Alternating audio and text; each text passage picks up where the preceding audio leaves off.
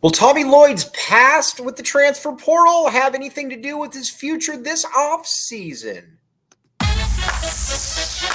You are Locked On Wildcats, your daily podcast on the Arizona Wildcats, part of the Locked On Podcast Network, your team every day.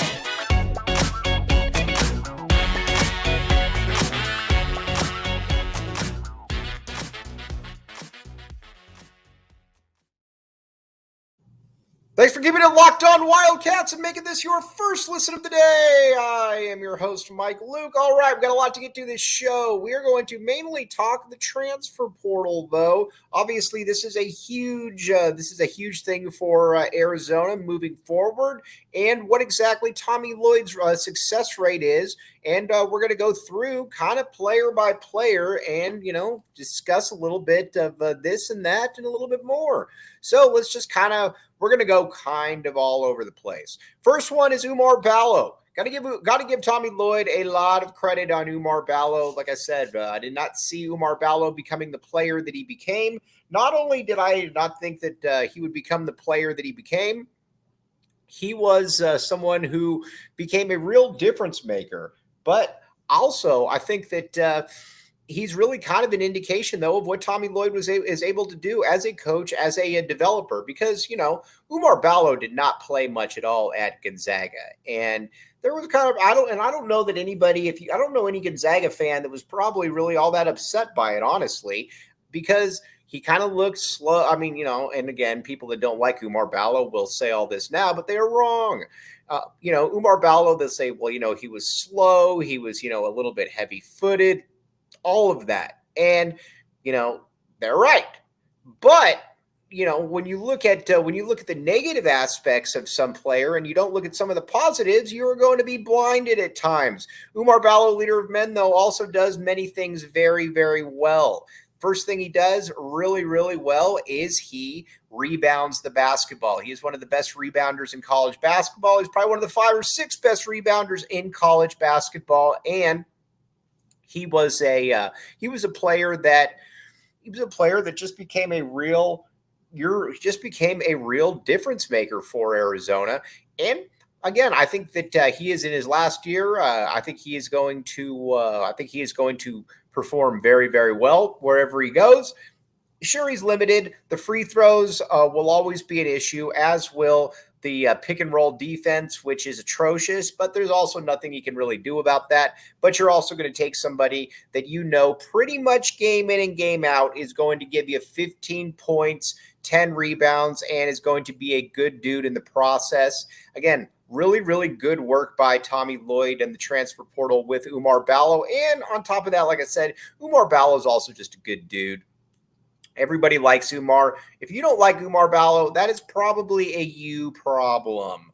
And so, again, got to give Lloyd, that was one of Lloyd's very first moves in the transfer portal, and you got to give him a lot of credit because, I didn't know what to expect. I don't think anybody really knew quite what to expect, and it turned out to be a pretty good hit for the University of Arizona. So Oumar Ballo, certainly a good one. We will give that one an A, because anytime you get somebody who's 2-time first-team all-conference, you will take that every single day of the week. Then another one.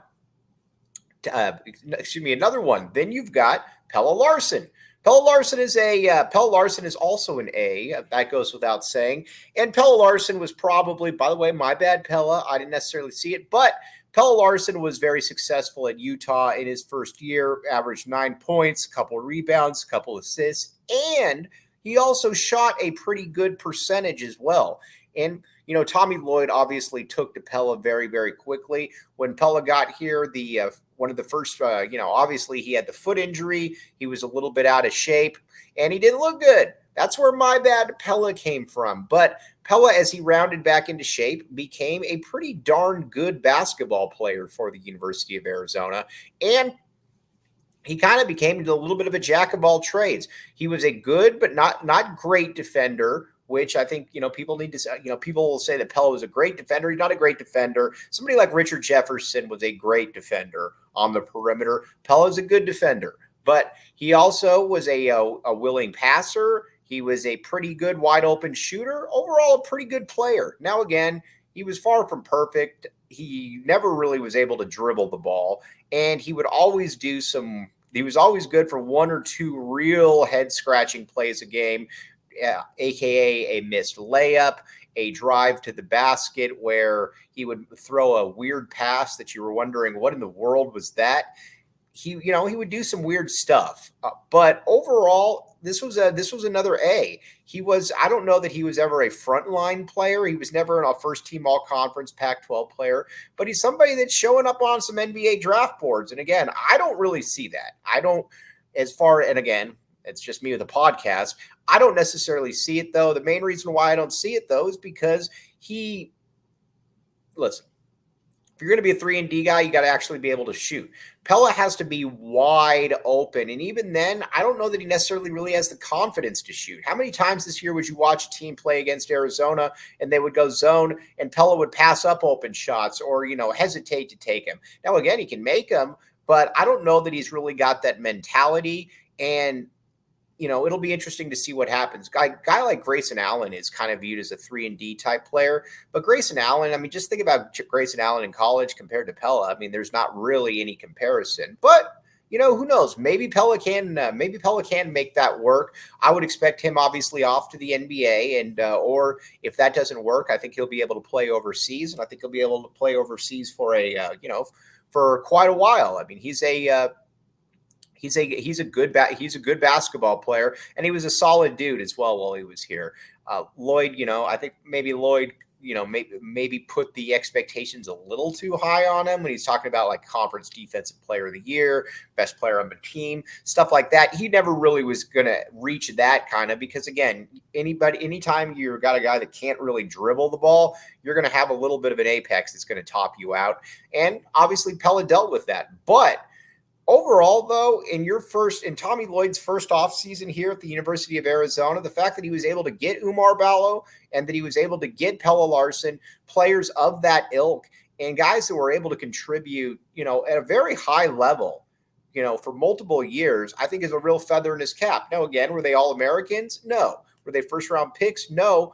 But, like Doug Gottlieb always says, there are very few to any pros in the transfer portal. There's a reason they are in the transfer portal. And that's something that you obviously got to keep in mind when you are talking about dudes that are in the transfer portal, is that they're in the transfer portal for a reason. They probably, for a variety of reasons, they probably have a drawback or two. But either way, good job by Tommy Lloyd on that one. Then now, the next one, then it becomes a little interesting, because then you've got the next year class where you've got first of all, we'll go with Cedric Henderson. I liked Cedric Henderson. I thought this was a good Cedric Henderson. Obviously came here from a smaller school. His father played obviously with Penny Hardaway at Memphis. I liked Ced. Ced moved into the starting lineup last season after Pella kind of struggled with that role, and he did a nice job. He was a decent defender. He was a decent, wide open shooter. I liked what he brought to the table. Again, should he have been a starter? Probably not.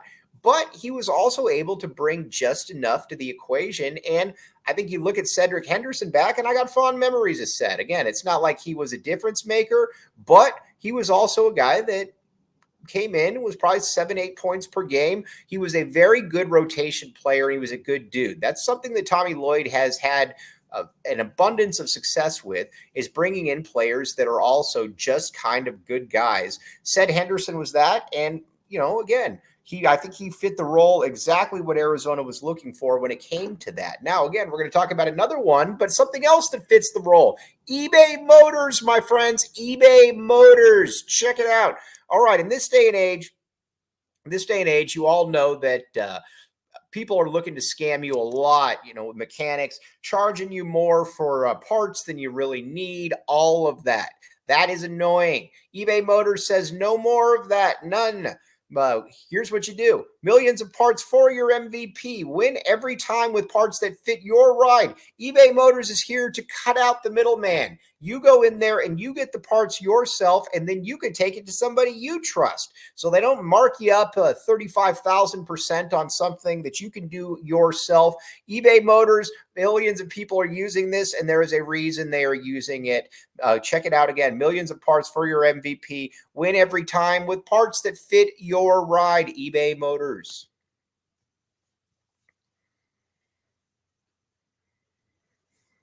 Thanks for keeping it locked on Wildcats and making this your first listen of the day. I am your host, Mike Luke. All right, now we're talking about Tommy Lloyd with the transfer portal. You know what the success rate is, and it's been a pretty good success rate. Now, let's talk. We've already talked about Oumar Ballo, leader of men. We've talked about Pelle Larsson. We talked about Sed Henderson. Courtney Ramey. Courtney Ramey was solid. I think coming in, I thought Courtney Ramey was going to be a little bit of a different player than he was. I thought that he would be a little bit more of a defensive stopper, kind of a defensive stalwart, just based off kind of his, reputation at the University of Texas, some of his numbers. And he wasn't really ever that. And that's okay. But he really was never a defensive stopper. And as far as offense goes, he was kind of weird because you could tell that he could penetrate, but he didn't really penetrate. And, that's something we're going to get into here with another player here in a minute. But overall, good player, though. 11 points, couple assists, couple steals, couple rebounds. Made a huge shot against UCLA in the Pac-12 tournament to be able to win the tournament win the conference for the U of A. So you got to give him that. He was, like I said, though, he was a good player for Arizona.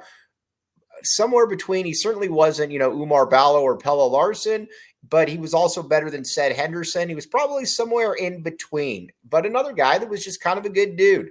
Didn't cause a lot of problems, came here, I think was very appreciative of the role that Arizona had, and Arizona let him play. My one thing with him, though, is that I wish that he would have driven the ball to the basket a little bit more because I thought he had a little bit more of that ability than he showed, but, be that as it may, certainly a player that you would take every single day of the week again if you could.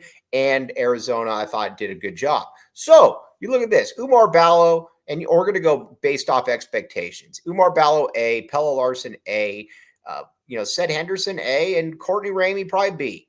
So overall, for those years, a pretty good hit rate for the University of Arizona.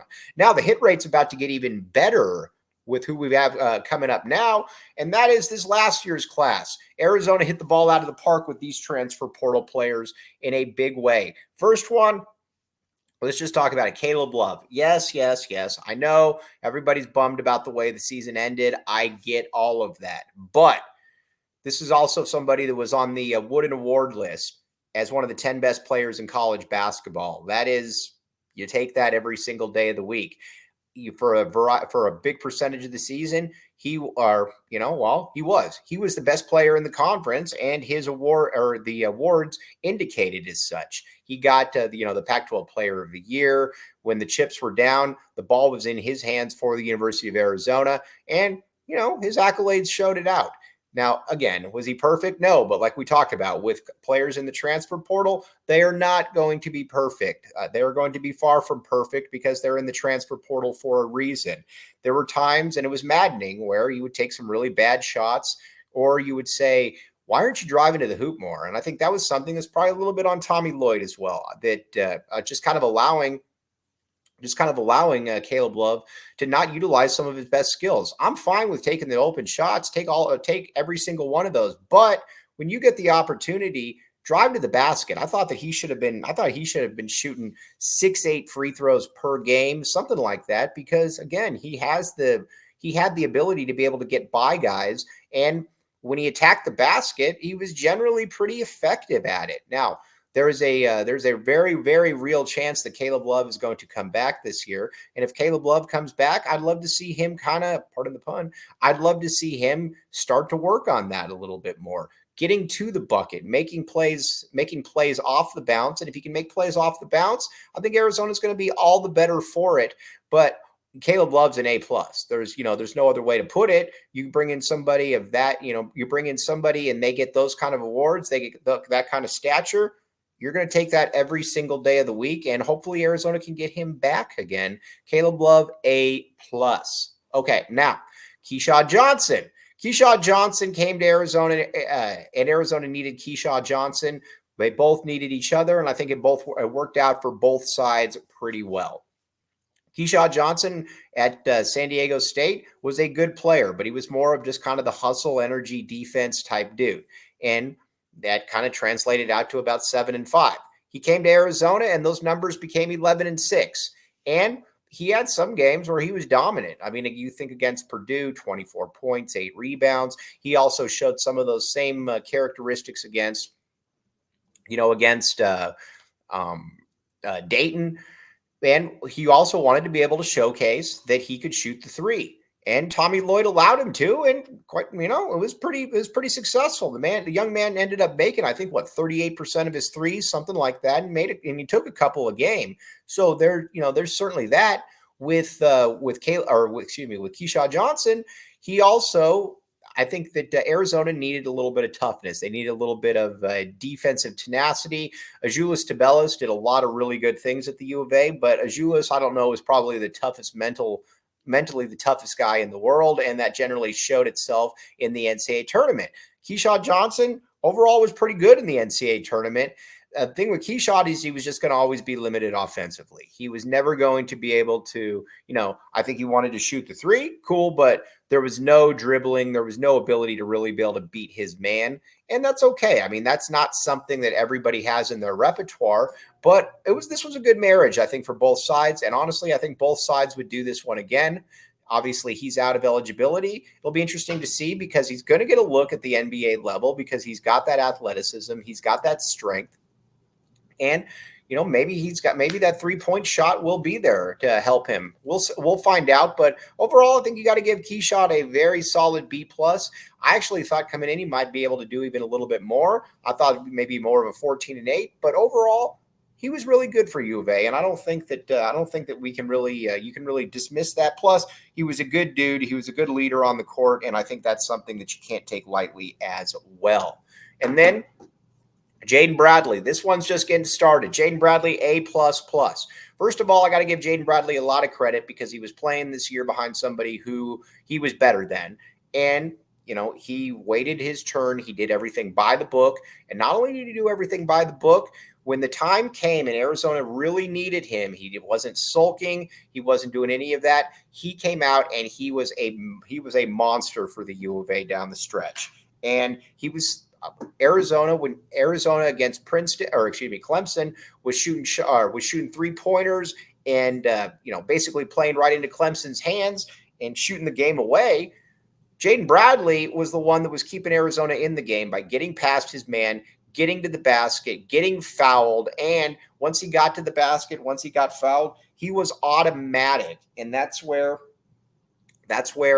Arizona is with him. And defensively, he was a monster. He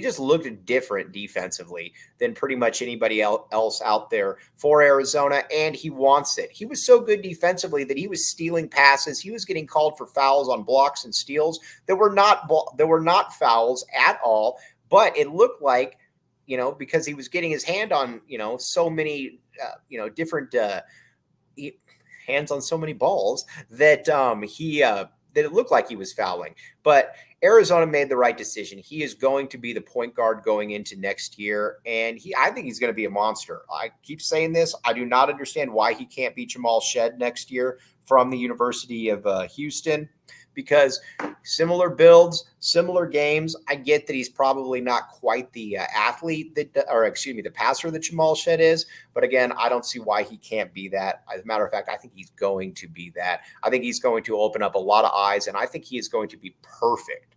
I think he's going to be absolutely perfect for what Arizona wants to do.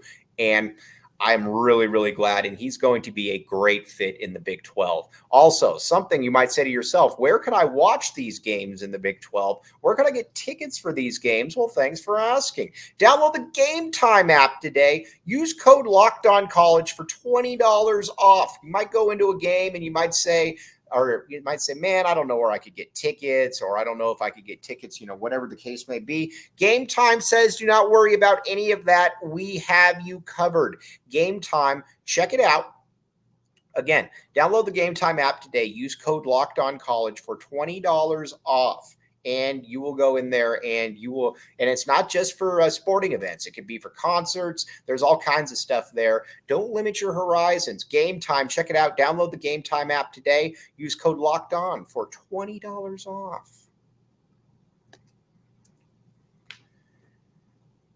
Thanks for keeping it locked on Wildcats and making this your first listen of the day. I am your host, Mike Luke. All right, we're just talking about Tommy Lloyd with the transfer portal. And overall, as we've talked about, he's done a pretty good job with the transfer portal. He's gotten players that have come in. Some of them have been huge difference makers. And overall, they've all been really, really good kids. And that's something that I don't think that you can really take into account. Justin Kier was somebody that I missed as well. Justin Kier fit a very nice role off the bench as well.